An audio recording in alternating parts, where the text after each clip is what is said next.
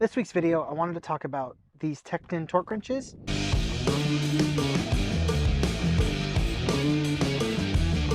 And then just split beam torque wrenches in general. So I bought these in August, so about 3 or 4 months ago. I've been testing them out, and I showed them in a short, and they were in that when my service truck was broken video, and somebody commented, like, I'll put the comment up, they wouldn't buy these Tekton torque wrenches. So here's the thing. If you built engines or did very, very precision work every single day, no, I wouldn't buy these either. These aren't the best, highest quality torque wrenches. But for what I do, I don't really use these all that often. Honestly, the one I use the most is this 3/4, this Mech. So this is a Mech branded one. I've shown this in a video too, but it's just it's a Precision Instruments is all it is. Just this one's branded Mech, and this one's actually a little bit higher quality than these two.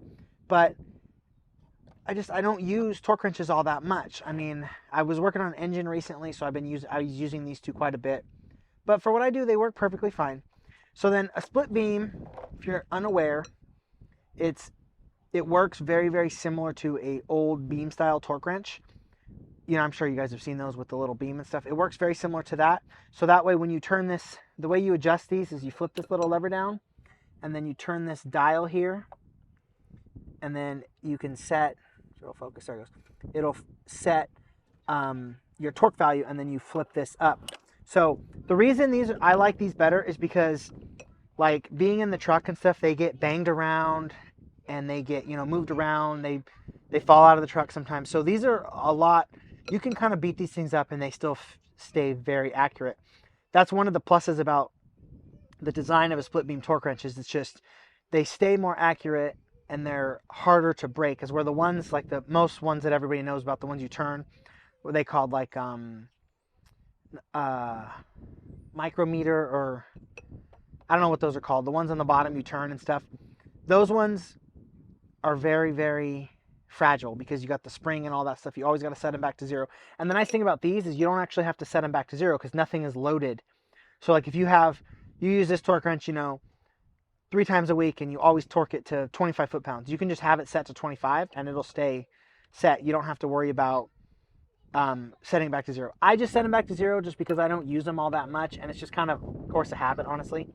And these have the 15-degree head here, either way, 15-degree up or down, which some of the older ones don't have this, but this one does. And what I like about these Tekton ones too is it gives you a conversion table right here in the lid, which is nice, helps out. And then it's got the instructions. It even has the accuracy. They were tested for accuracy. So these are Taiwanese made. This set, I actually bought this set on Home Depot. It was $249 for the 1/2 inch and the 3/8, which is nice. It worked out. I liked it. It worked out for me. So the 3/8 goes from 20 to 100 foot-pounds. So another plus with these is you can torque the full range, because like a regular torque wrench, they say you want to be 10% above the low value and 10% below the high value. As with these, you can torque accurately the entire range. So then the 1/2 inch one here goes from 40 to 250, and then it looks identical to it. It's just bigger. Looks identical. Same thing up here on the top. It's got the conversion table and everything. And then the 3/4, which is a Mech, which is a Precision Instruments. It's Precision Instruments, a free brand. So it goes 200 to 600. So I actually find myself using this one a lot more, because like on that engine I was rebuilding, the head bolts torqued to 240 foot-pounds, which this torque wrench will do 240, but that's a lot of torque. So I use this one because this one is super long. So con to these style torque wrenches is, at least the ones that I have, and I have not seen one that torques in counterclockwise. They only torque in clockwise. But I don't really ever find myself needing to torque counterclockwise. But if you did need to a lot, that would be something you'd have to think about. Hey, this one's broken. I just realized that. This little lever here is broken. But I did buy this thing used. So I would recommend these.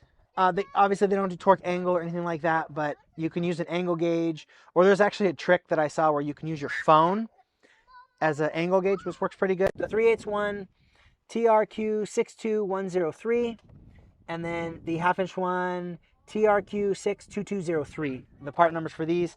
This one, does it have a part number on it? Oh yeah, it does. So it's focus there, TWZ600P. So if you ever see like a cat torque wrench, it's the same as this.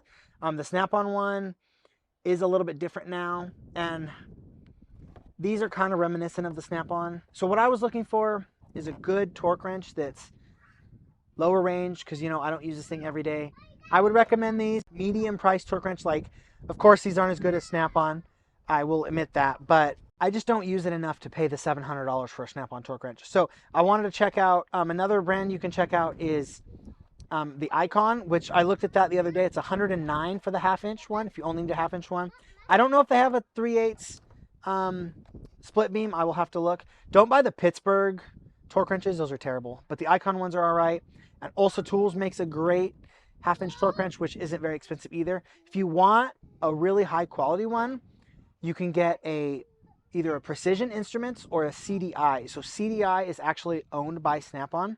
So if you get a CDI torque wrench, it's identical minus the head. The only difference from a CDI and a Snap-on split beam torque wrench is the head. So a Snap-on head will have the Snap-on head with the Snap-on gears, as or a CDI has a little bit lower quality head. But that's what I would get if you want like a super high quality one.